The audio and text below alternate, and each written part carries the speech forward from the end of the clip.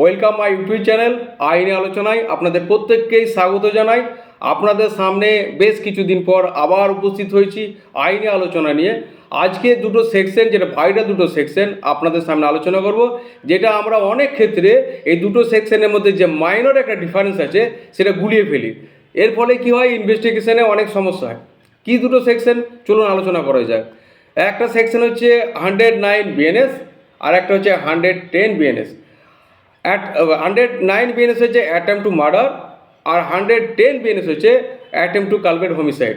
মানে মার্ডারের alternative section হচ্ছে 109 আর কালপ্রিট হোমিসাইডের অল্টারনেটিভ সেকশন হচ্ছে 110 বিএনএস।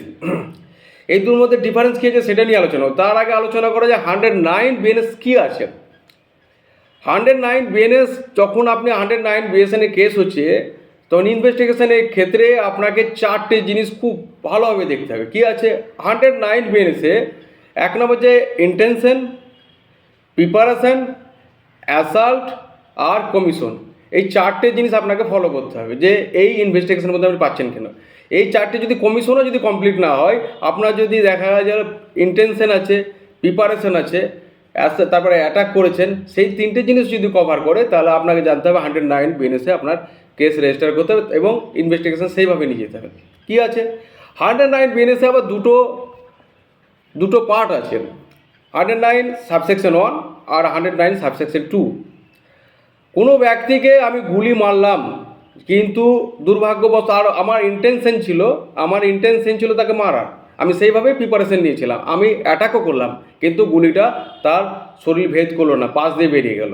এটা কমিশন অফেন্স, কিন্তু কমিশন কমিটেড হয়নি, কিন্তু আমার ইন্টেনশন যেহেতু ছিল তার প্রাণে মারার, আমি সেইভাবে ইন্টেনশন নিয়ে তার প্রিপারেশন নিয়ে করেছিলাম, কিন্তু যাই ব্যাড লাক আমার যে তাকে আমি হত্যা করতে পারলাম না। এই ক্ষেত্রে কিন্তু 109 বিএনএসে আপনার কেস রেজিস্টার হবে।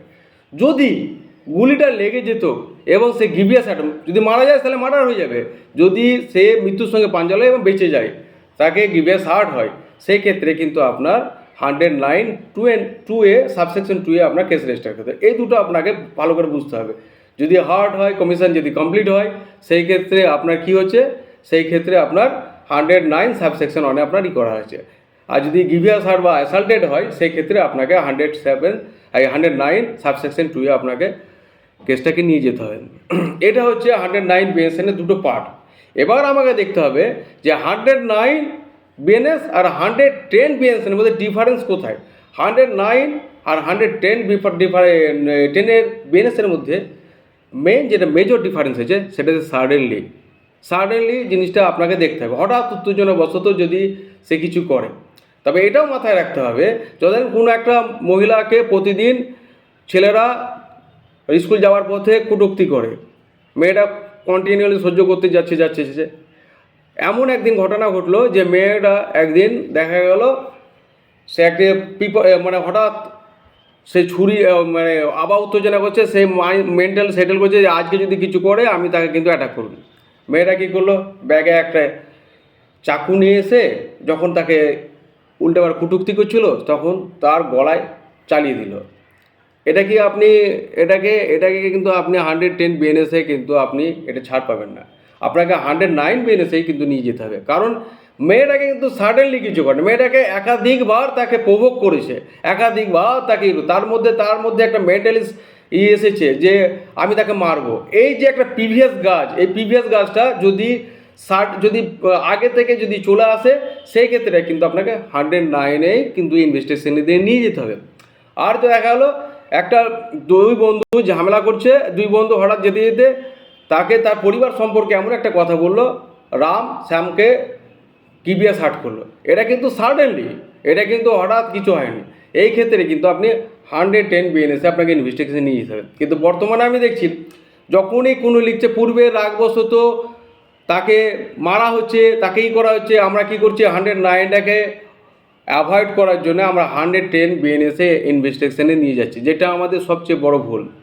আপনি যখন ইনভেস্টিগেশন করবেন, যদি 110 বিএনএসে যদি আপনি মনে করেন যে ইনভেস্টিগেশনটা নিয়ে যাব, তারপরে প্রত্যেকটা 180 বিএনএসএস যখন আপনি তার স্টেটমেন্ট রেকর্ড করছেন, তখন আপনাকে স্টেটমেন্ট প্রত্যেকটা রাখতে হবে যে তারা এরকমই করছিল, হঠাৎ রাগবশত হঠাৎ উত্তেজিতবশত তাকে তার উপরে ঝাঁপিয়ে পড়ে, তাকে অ্যাটাক করে এবং তার ফলে সে গুরুতর আঘাত পায়। এই যে হঠাৎ সাডেনলিটাকে আপনাকে প্রমাণ করতে হবে। যদি সাডেনলি প্রমাণ হয় সেক্ষেত্রে আপনার 110 বিএনএসটা আসবে।